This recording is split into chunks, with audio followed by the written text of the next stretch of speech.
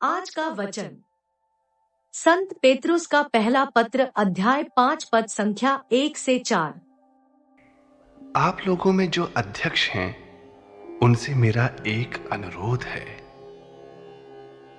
मैं भी अध्यक्ष हूं, मसीह के दुख भोग का साक्षी और भविष्य में प्रकट होने वाली महिमा का सहभागी। आप लोगों को ईश्वर का जो झुंड सौंपा गया उसका चरवाहा बने।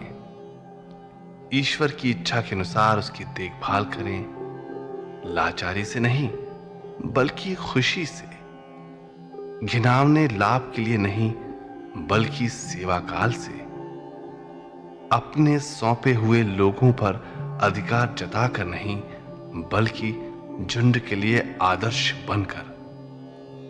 और जिस समय प्रधान चरवाहा प्रकट हो जाएगा, आप लोगों को कभी ना मुरझाने वाली महिमा की माला पहना दी जाएगी। सुसमाचार संत मत्ती अध्याय 16 पद संख्या 13 से 19। ईसा ने कैसरिया फिलिपी प्रदेश पहुंचकर अपने शिष्यों से पूछा, मानव पुत्र कौन है? इस विषय में लोग क्या कहते हैं?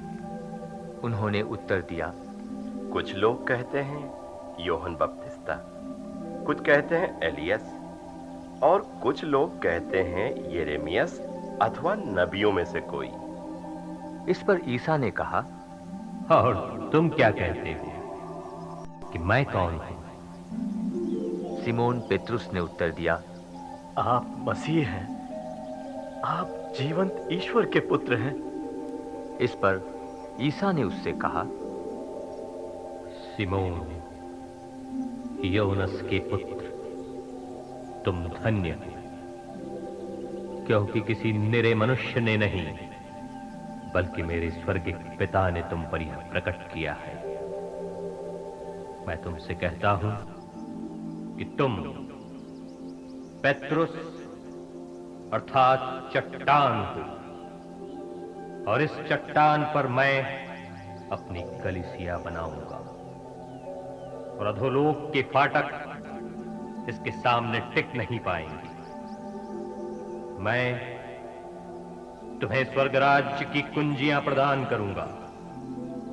तुम पृथ्वी पर जिसका निषेध करोगे, स्वर्ग में भी उसका निषेध रहेगा, और पृथ्वी पर जिसकी अनुमति दोगे, स्वर्ग में भी उसी की अनुमति रहेगी।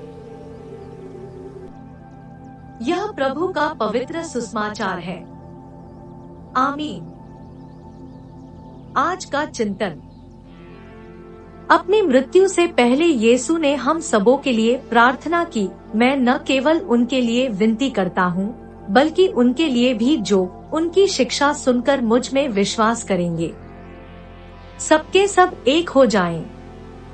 पिता, जिस तरह तू मुझ में है और मैं तुझ में, उसी तरह वे भी हम में एक हो जाएं, जिससे संसार यह विश्वास करे कि तूने मुझे भेजा। कलीसिया के प्रारंभ से ही विश्वासियों के बीच विभाजन रहा है, उनके बीच मतभेद रहा है। अगर हम चाहते हैं कि संसार यीशु को ग्रहण करे, संसार सुसमाचार पर विश्वास करे, उसके लिए आवश्यक यह है कि हम एक हो जाए। मसीहों की पहचान प्रेम है, इसलिए हम एक दूसरे को स्वीकार करें, एक दूसरे की सच्चाई को स्वीकार करें। हमें एक दूसरे के कलीसिया के बारे में नहीं बल्कि यीशु के बारे में बात करनी चाहिए। हमें हमारी भिन्नताओं को नहीं पर समानताओं को उजागर करनी चाहिए, जिससे हम एक दूसरे को प्रोत्साहन दे सके। इस तरह हम कलीसिया को एकता में बढ़ा सकते हैं। इस चालीसा में पवित्र आत्मा की कृपा से हम सभी एकजुट होकर अपने विश्वास का साक्ष्य दे सके। आमीन।